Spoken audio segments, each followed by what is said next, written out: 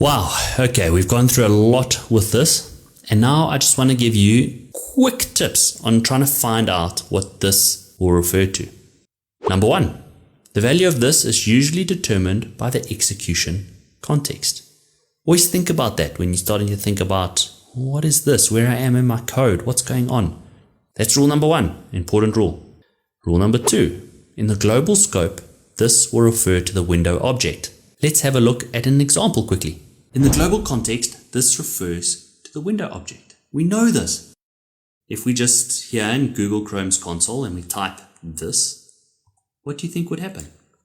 Well, there we go. We get the window object. And if we console log this, is that the same as the window? We get true, which makes sense. Remember how we've been saying that the value of this is usually determined by how a function is called? Well, if we define a function in the global scope, what do you think will happen when we console log this? Now, when we run this function, what do you think would happen? Well, its environment is being run in the global context. So I'd expect this to point to the global context because the value of this is referenced by how a function is called. So if we run this function, we get the window object, which is awesome. It's what we expected. Number three, this is set to the closest parent object when used within an object. Oh, let's have another look at an example. What do we mean when we say that this is set to the closest parent object when used within an object? Well, let's have a look at an example. Let's just say this is example 1. Let dog equal, so here we're defining an object. Let's give the dog a name of, I don't know, Delta. And let's also put a method on this dog where the dog can make a sound. And we're just going to console log template literals, and we're going to say the name of the dog goes woof, woof. Pretty straightforward, nothing you haven't seen before. And if we execute this function, we would expect to see the result. Let me just switch on Quokka. And there you go. Why have we got, oh, sorry, we needed the this keyword. So there you go. Delta goes woof, woof. But what's interesting is what about if we console this out to the screen? And we can get rid of template literals. And what you see here is that what's console logged to the screen is the actual object itself. It's got the name property and the woof function. And this is the point I'm trying to prove.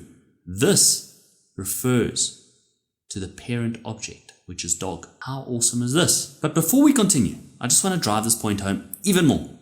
What about within this dog object? Let's just delete that function call.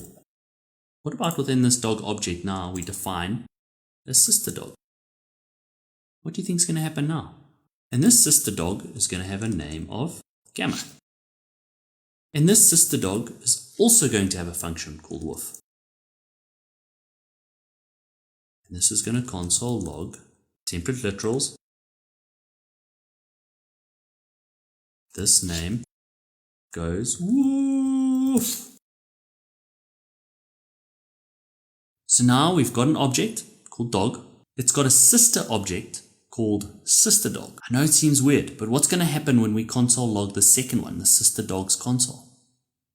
What is this going to refer to? Remember what we said? It references the closest parent object, which in this case is sister dog.